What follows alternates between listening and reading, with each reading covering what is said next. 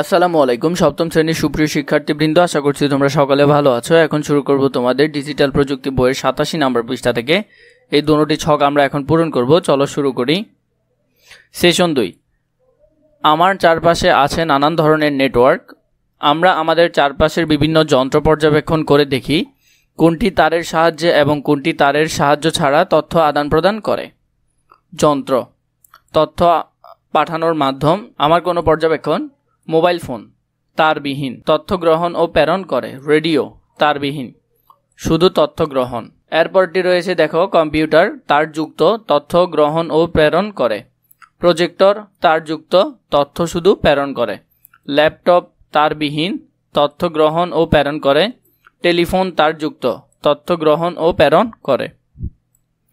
Television তারযুক্ত, শুধু তথ্য গ্রহণ করে। আমরা এবার খুঁজে বের করি নেটওয়ার্কগুলো কিভাবে কাজ করে।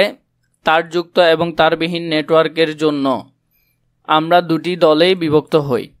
এক দল তারবিহীন নেটওয়ার্কের সুবিধা অসুবিধা এবং অপর দল তারযুক্ত নেটওয়ার্কের সুবিধা অসুবিধা খুঁজে বের করি এবং নিচের ছকে স্থাপন করি।